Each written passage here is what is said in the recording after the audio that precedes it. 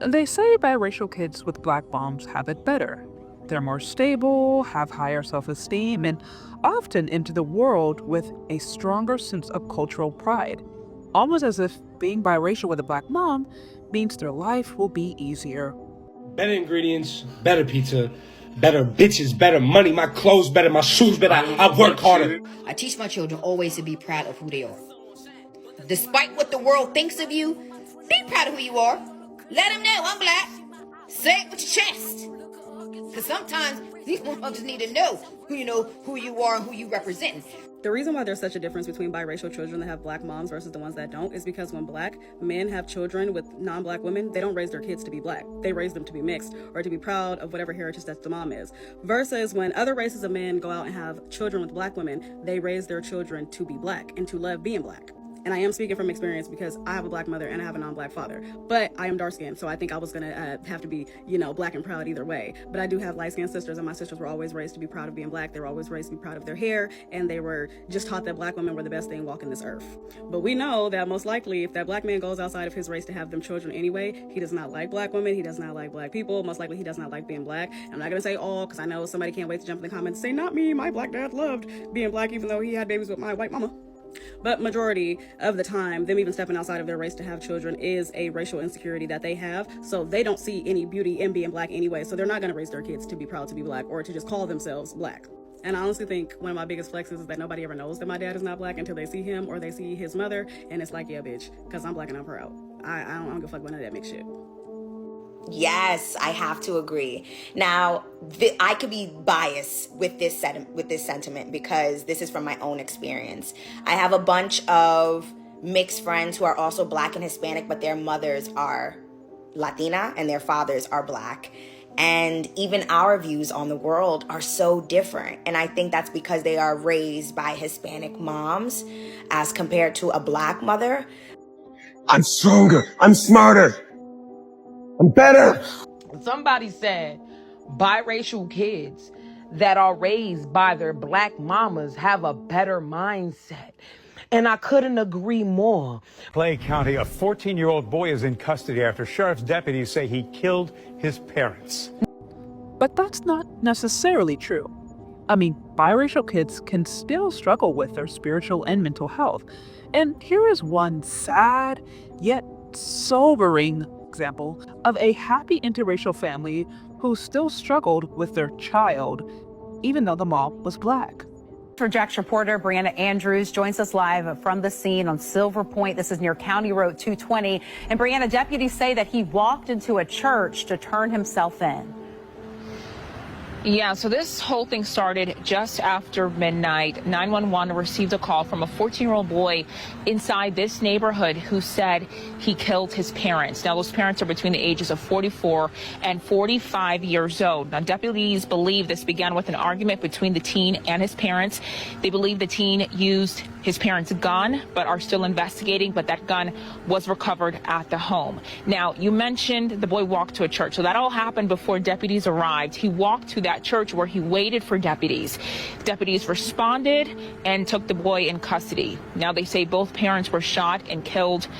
Both of their bodies were found at the house. Now, right now, the Clay County Sheriff's Office is investigating whether there is a history of mental health issues here. Right now, there is a very active crime scene, and they're still working on this. So as long as we continue to stay on this, we'll continue to provide updates. We are getting the first look at the 14-year-old accused of killing his parents. This is Trevor Lee. Clay County deputies say he called 911 just after midnight Monday while standing in the parking lot of a church over a mile away from his home. I'm Tanika Hughes. And I'm Ben Becker. Lee's parents were found dead inside their home on Silver Point in County Road 220. Action Jack's Madison Foglio's live in Middleburg. And Madison, you listened to two newly released 911 calls. And Ben, one of those 911 calls came from Trevor's sister, Ayanna Russell, who's actually stationed out in California.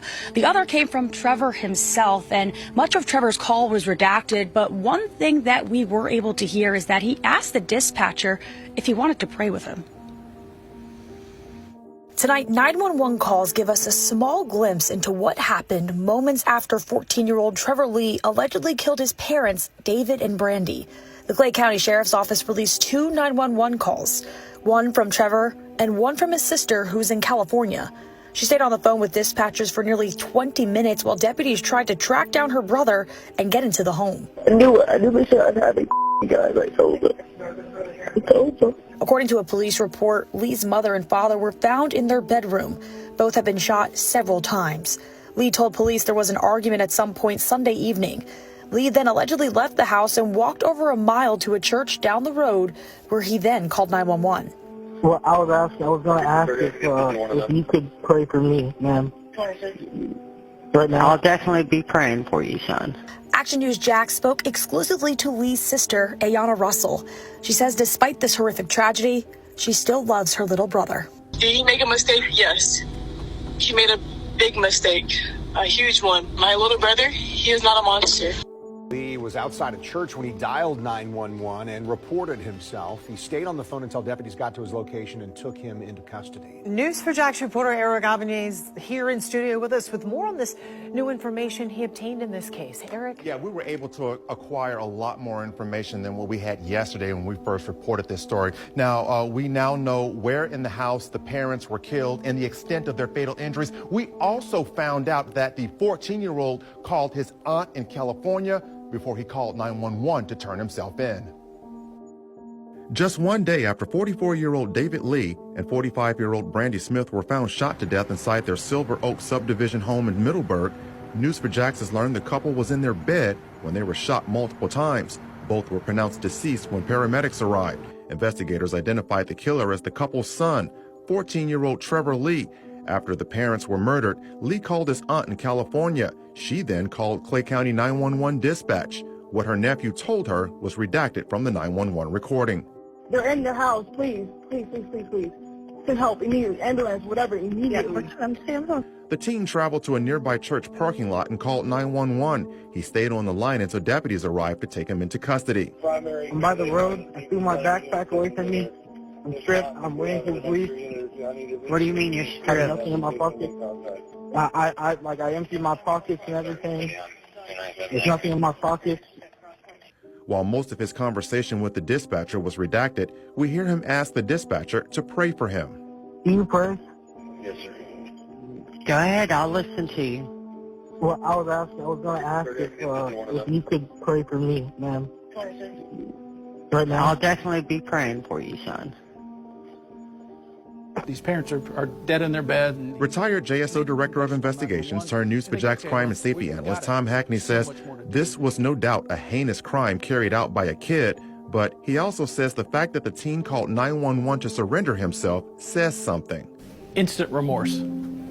When you hear the sound of his voice and you hear kind of what he's going through, aside from the redacted part, you hear some instant remorse. And I think that's kind of bolstered by the fact that he left the scene and goes immediately to call 911 and turn himself in. Now, the 14-year-old remains in custody at the Regional Juvenile Detention Center in Jacksonville. So far, he has not been charged as an adult. Marrying white doesn't automatically eliminate the issues of life, and mixed kids can still struggle emotionally, spiritually, and mentally, even if the mom is Black.